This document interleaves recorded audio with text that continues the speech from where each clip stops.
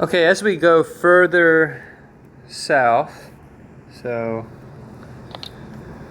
as we go further south, give me a second here. If this is the planet, the tundra would be like up here and then down here. And as we go further south, we get into the taiga. So the taiga is actually only in the northern hemisphere, and it's not in the southern hemisphere. The taiga, and that's just because there's like no land here. So there's no ability to have that there. But the taiga is cold, but not as cold as the tundra. It's also called the boreal forest sometimes.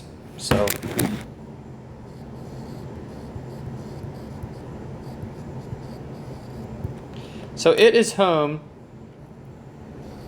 Oh gosh, come on now. I'm having problems.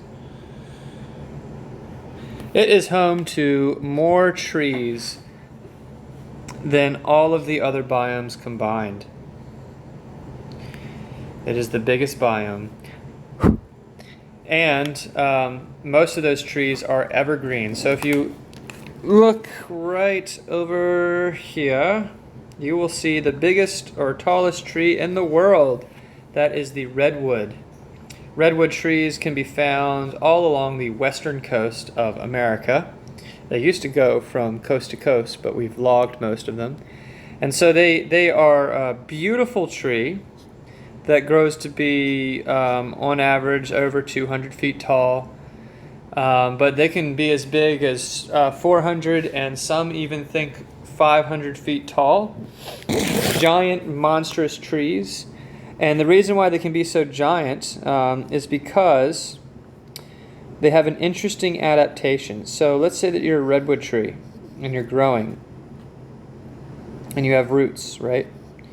And for some reason you get chopped down or you get burned down. You can get a cancerous growth called a burl on your root. And from that, a new tree starts to grow. And in fact, all around the roots starts to grow.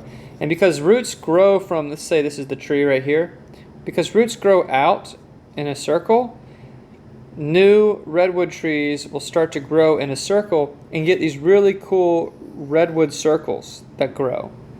When I lived in California, we used to sit inside of these. My friends and I, we would sit inside of these and tell stories and stuff. And there's all these like, myths that wishes would come true and time would slow down when you were in a redwood circle.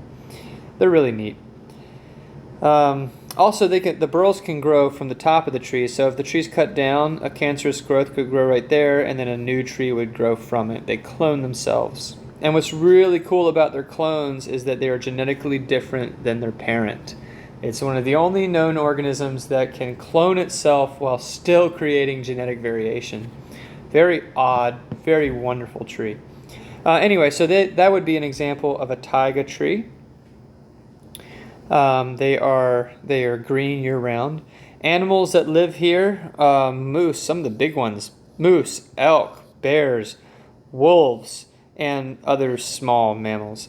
Plants are conifers, again, year-round. And of course, I mentioned the redwoods.